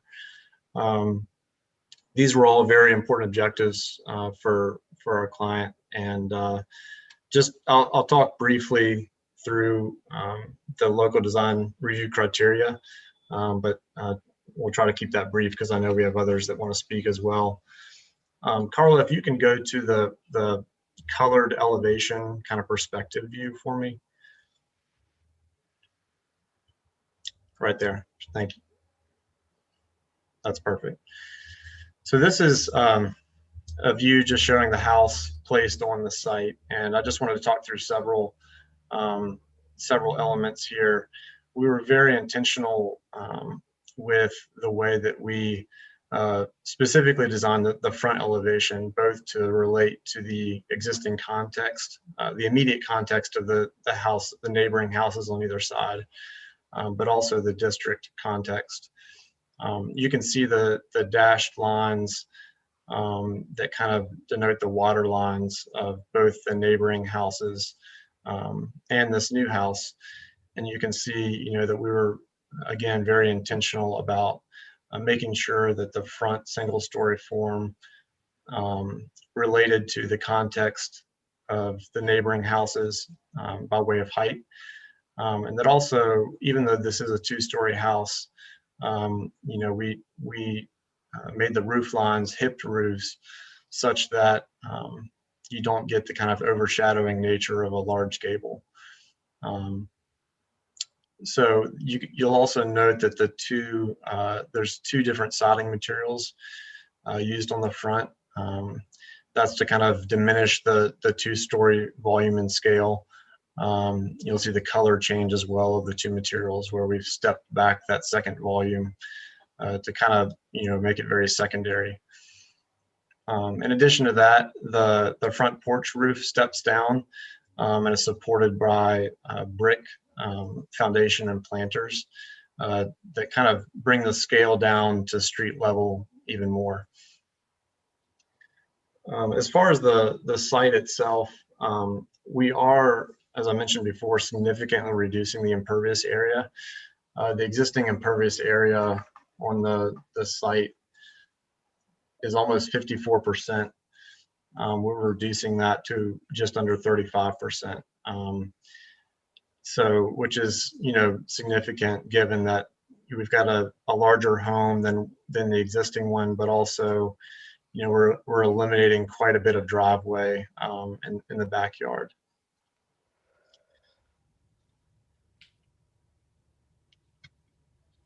You also note that the windows and doors draw on, the characteristics of windows and doors throughout the neighborhood with kind of triple, double, and single units and put together in kind of a composition, particularly again on the front elevation. We do have some corner windows on the upper volume, but there is precedent for that as well within the district, and one in particular, Prairie Style Ranch.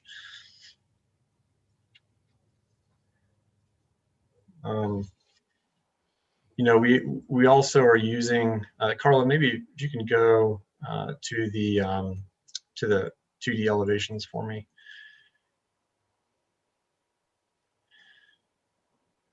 We are using several very basic standard materials. You'll note the horizontal hardy plank lap siding, and then the vertical board and batten on the two-story or the second-story volume.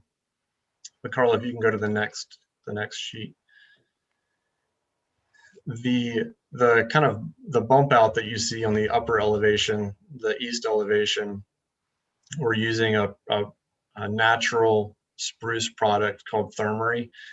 It's very similar to a vertical kind of tongue and groove siding, but it's basically pre-weathered so that it has kind of a grayish, a gray toned weathered look. The chimney as well is proposed to be that product, and you can see that maybe a little bit better actually in the 3D views. All of the porch elements, the porch columns, as well as the screened porch columns and decking is all stained. We do not have any railing on the project, as our porches are all less than 30 inches above grade. And then the roof is a standing seam metal roofing, also seen throughout the district. That's all from me at this point. Thank you, Mr. Wilkins. And recognizing that we may have some time limitations here due to when commissioners are no longer available, is there anyone else who would like to speak on behalf of this request? I would. Please go forward. Good morning. My name is David Parker. I am current owner of 2326 Inglewood Avenue. I'm also a general contractor, lifetime Durham resident, resident at 1106 Alabama Avenue, which is the north neighbor of the subject property. And I'm speaking in favor of the new home plan presented to you today. As a neighbor, I've worked for years to address the adverse effects that this abandoned site has created for those of us that surround it. I've put in swells, catch basins, piping to try to capture and divert, or in many cases, simply slow down the immense amounts of water runoff from 2326.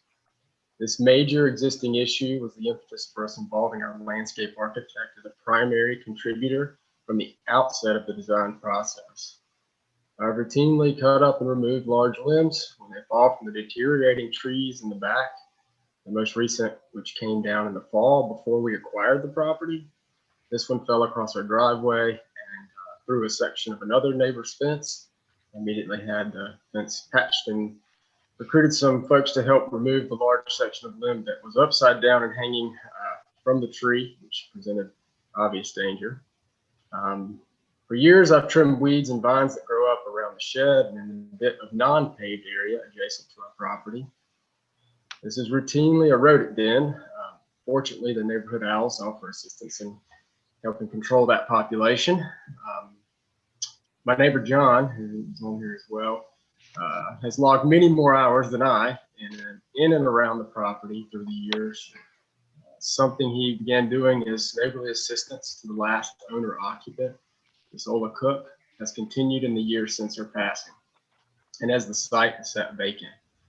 John and I would routinely chat about the sad state of the property and express hopes that one day we would again have neighbors at 2326. All these years later, I'm grateful and excited to be working to make that happen. The design before you today is the fruit of collaboration with the future owner occupants of 2326 Inglewood Avenue, Mark, McClure, and Sherry Elliott. I met Mark and Sherry last October when they contacted Riverbank to inquire about housing opportunities in Watts Hillendale. While this is a fairly common occurrence in this housing market, the thoughtfulness with which they described their housing goals was atypical. Our discussion was more about the culture of community, creativity, and stewardship than square footage, beds, baths, and a Pinterest wish list. I was so excited about the two of them and their vision for their future home that I immediately began looking for an opportunity to collaborate. Fortunately, I didn't have to look very far to find a vacant and neglected property that could eventually become their home. It had been a while since I last spoke with the current owner, but he was willing to engage the idea of finally selling the property.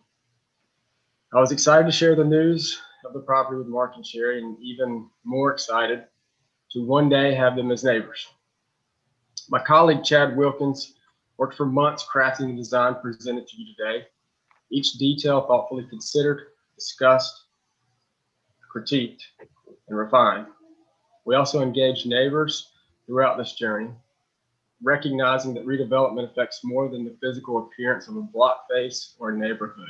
It affects people within our communities.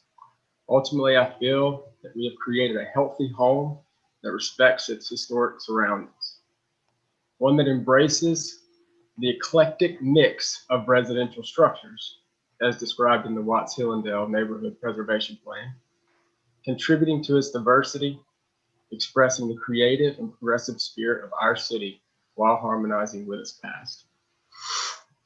At the end of the day, I recognize that this commission is tasked with a difficult job. I appreciate each of you for serving to protect Durham's historic assets. I appreciate groups like Preservation Durham for championing that cause as well. Having grown up in Durham and hearing stories of my father's childhood in West Durham, the Mill Village, or Irwin Auditorium, 9th Street, and Durham High School, I too am passionate about this place. I've spent my career restoring homes in Durham.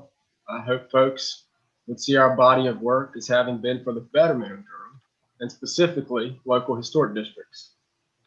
I agree with how Preservation Durham describes our historic structures, saying these places tell our story, one of scrappy entrepreneurs, creative reinvention, and stubborn optimism.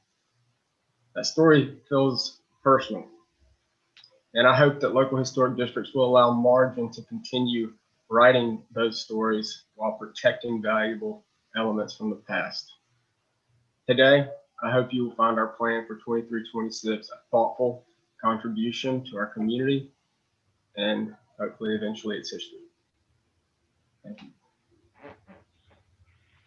Thank you very much. Are there any other speakers who wish to provide any further testimony in support of this request for a COA? I'd like to make a brief statement if I can, Matt. Please proceed. Actually, Carla Rosenberg, Planning Department. I just want to make sure that all of our proponents and opponents know that it's really important to stick to the criteria. This is a quasi-judicial proceeding. And so all of the commission decisions are based on the criteria for new structures in this case.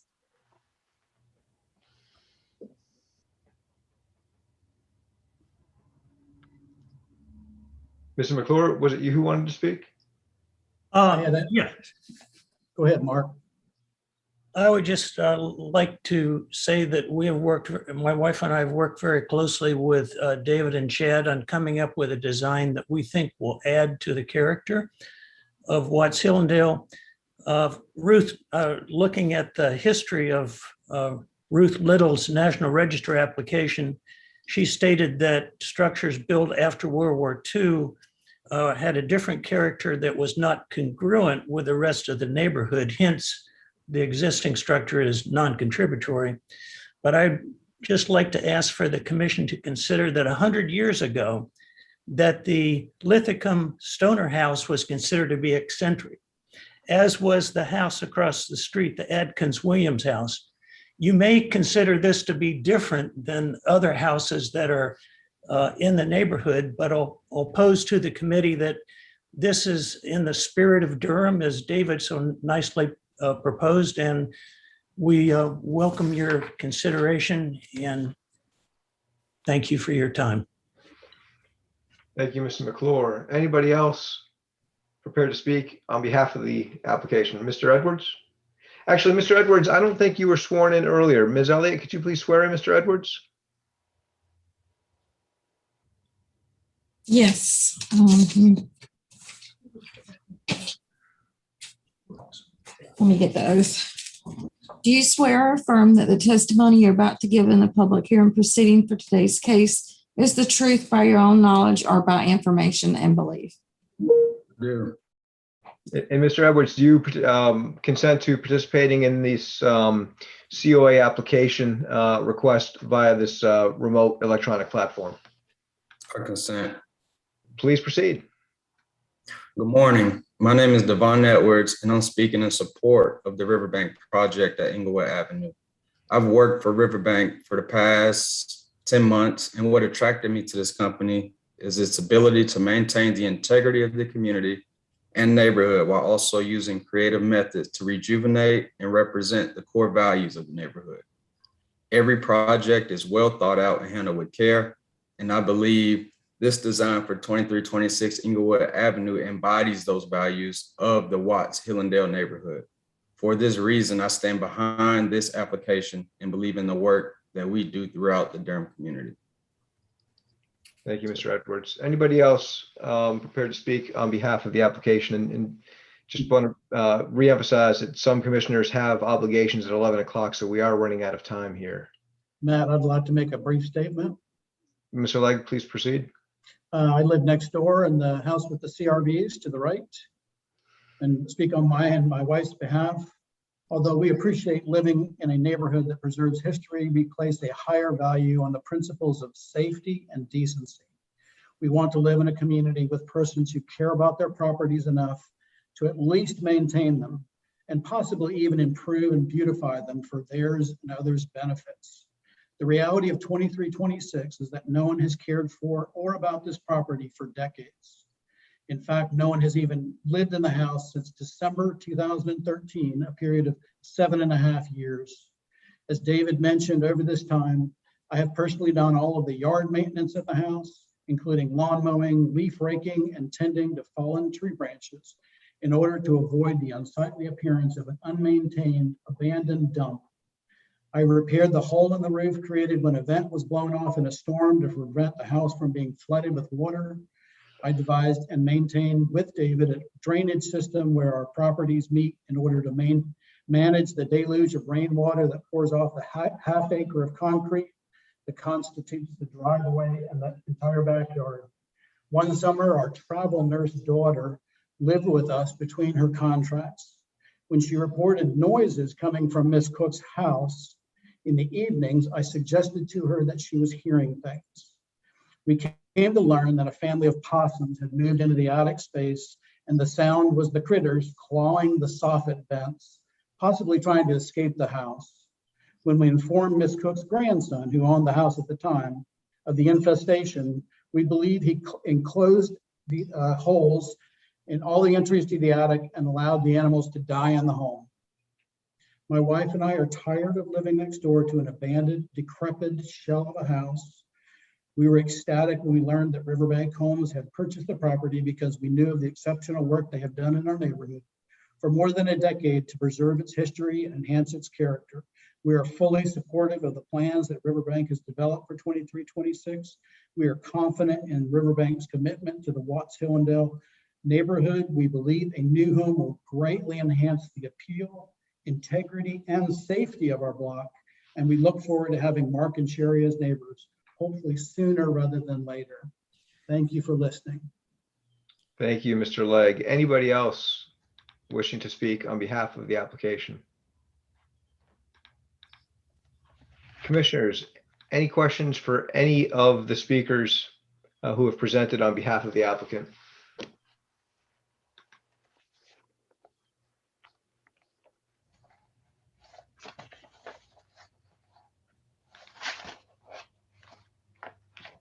I know our timing is tight, but why prairie style?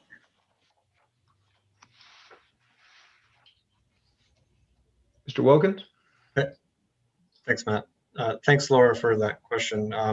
You know, I wouldn't say that we're specifically have designed this house to, or set out to design this house to be a prairie style house. I probably wouldn't describe it that way, although I agree that it has many characteristics of a prairie style house, including obviously the hipped roofs. But it was really a result of trying to bring down the scale and respect the scale of neighboring homes and of the district. And the hipped roofs really kind of, you know, met that strategy for us. Got it. Thanks. There are also, you know, there is precedent in the district for prairie style homes per se.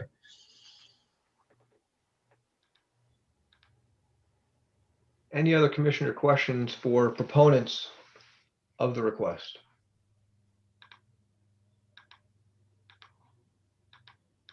Seeing and hearing none, I will ask, as I'm obligated to ask, if there is anybody participating today who would like to speak against the proposal. Seeing and hearing no opposition, can we please have a staff recommendation? Carla Rosenberg, Planning Department. Staff would recommend approval of the application. Thank you, Carla. Do we have a motion?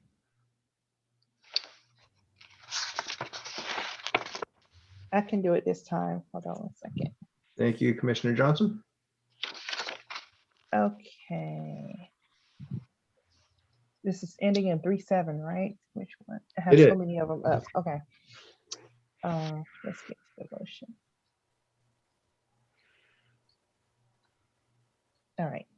The Durham Historic Preservation Commission finds that in the case of COA 21-00037, 2326 Inglewood Avenue, new construction, the applicant is proposing to construct a new primary structure. The structure would be constructed with cementitious fiberboard horizontal lap siding across the lower floor and vertical board and batten siding across the second floor. Wood composite trim, thermally modified wood cladding on rear chimney and a rear bump out and standing seam metal roofs. 3 trees will be removed from the rear yard and replaced with 2 American beeches in the rear yard and 2 street trees recommended in the Durham Landscape Manual. A ribbon driveway will be paved along the east elevation. Therefore, the conclusion of law is that the proposed addition and alterations are consistent with the historic character and qualities of the historic district and are consistent with the Historic Properties Local Review criteria, specifically those listed in the staff report. And the Durham Historic Preservation Commission approves the certificate of appropriateness for KCOA 21-00037, 2326 Inglewood Avenue, new construction with the following conditions. 1, the improvements shall be substantially consistent with the plans and testimony presented to the commission at this commission hearing and attached to the COA. 2, the improvements may require additional improvements from other city or county departments or state or local agencies. The applicant is responsible for obtaining all required approvals relating to building construction, site work, and work in the right-of-way. And a compliance inspection shall be performed immediately upon completion of the work approved herein. Thank you, Commissioner Johnson. Do we have a second? Commissioner Hamilton, second. Thank you, Commissioner Hamilton. Clerk Elliott, can we please have a roll call vote? Chair Bouchard, Approved. Commissioner DeBerry, Approved. Commissioner Fieselman,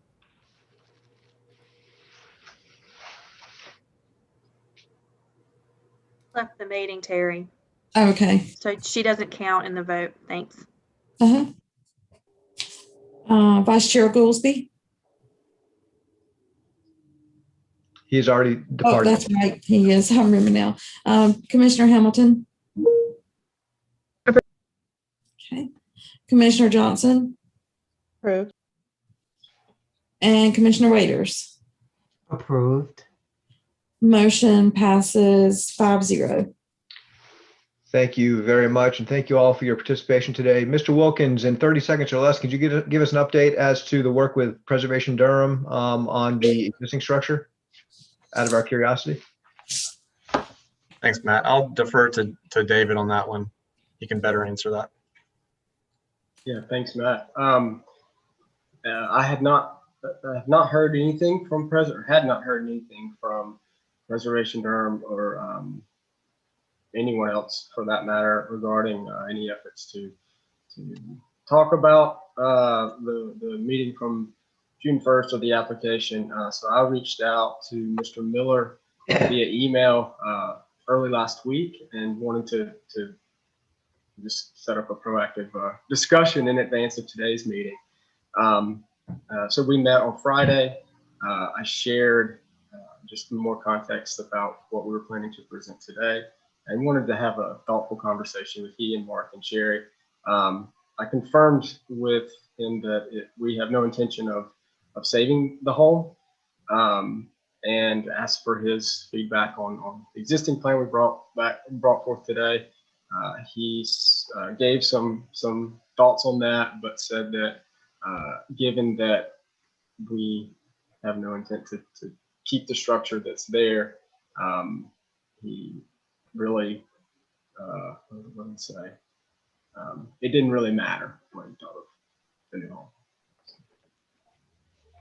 And Mr. Parker, Tom Miller, he's the board president for Preservation Durham. So yes, he just was speaking on behalf of Preservation Durham when he said it didn't really matter. I mean, he did thoughtfully engage on a personal level that way. I appreciate that update. Again, thank you all very much. Good luck with your project. Thank you. Thank Matt. you, everyone. Thank you all. That is the last of our COA requests for today. We don't have any agenda items under old business, new business, minor COAs. Terry? Yes, I will mail those out. I sent the previous out already. Do y'all have any questions on them or? Okay. I do not. Okay. I know we've got everyone anxious to get on with their day, but I do have one last question here. I think for Carla. Carla, what was the result of the poll for resuming live commission hearings? I will have Grace Smith speak on resuming live, but I do want to say I should have made an adjustment at the beginning. I didn't have an agenda to look at to make an adjustment and see that we didn't have any old business. I just wanted to check in about the newsletter and also let you guys know about the retreat, which I'll send an email about, but we are going to have the retreat in place of the August hearings, because we actually don't have any hearings scheduled for August, but we will have a meeting and we will have a retreat during that time. And I'm looking to get somebody from SHPO to come speak on a couple of topics that have been of particular interest to the commission in the past months. April and Katie, I have checked in with you via email about the newsletter. We were intending to distribute in September. Hopefully we can stay on board with that, or not be too much later than that. So yeah, so I got those pictures from you from the new, or from that relocated structure for last week. I had dropped the text into the InDesign, but with those graphics, I'll add those in, and I will probably send it to you in the next, I'll say by Sunday, just so that I give myself the weekend to do it. Thank you so much. And I know that the applicant, the owner of that property for the second accessory structure, just sent some new images as well. So I'll forward you her email, and you can choose from those as well, whatever looks good to you. And I sent the draft of my little piece. So I probably need to fine tune it. But I remember that the commissioners wanted to, are we going to do an email review for the commissioners to review before we approve it? Or are we going to approve it at the next meeting? Like, they wanted to review the draft. I think maybe we could have it sent out in an email during the month and have final approval during the retreat, if possible. That works. But if we need an extra month and it needs to be final approval in September, that's fine too. Okay. And let me know if there was something else I was supposed to do with that. I felt like I was just supposed to write that piece, right? I think so. Yeah, you gave me the copy. Carla gave me the pictures. I just need to put it all, which I have. It literally Thank should you take me both. And thank you both so much for going above and beyond with that. No doubt. No doubt. Echo that sentiment. Grace, how are things looking for return to live hearings or not? I don't have any updates in that regard. The survey that you received that was passed on to you, that's actually being initiated or managed through the clerk's office. Okay. And I have not received any results on that yet. As soon as we do, we will let you know. I will say that the city council plans to go back live in August, from what I understood. They may even have one of their work sessions live at the end of July. But the last I heard, they want to test the waters out first, and then they will decide how to move forward or give the boards and commissions some direction at that point. So I believe we will, two things. I don't think you will go back live before August, probably more like September if we go back live. Well, three things. Set number two, there might be a hybrid option. I'm not 100% sure on that. There might be an option where people can participate remotely and in person. I don't know that for sure, but I know that's being talked about. And the other thing is, I feel like they will give us a 30-day notice before they require you to come back in person. Okay. So that's just kind of the highlights of what I can offer right now.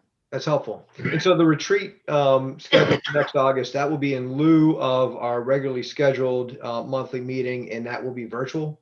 Next month, yes, that's correct. Okay. Mm-hmm. Good deal. Thank you. All right, that's all I've got. Anyone else?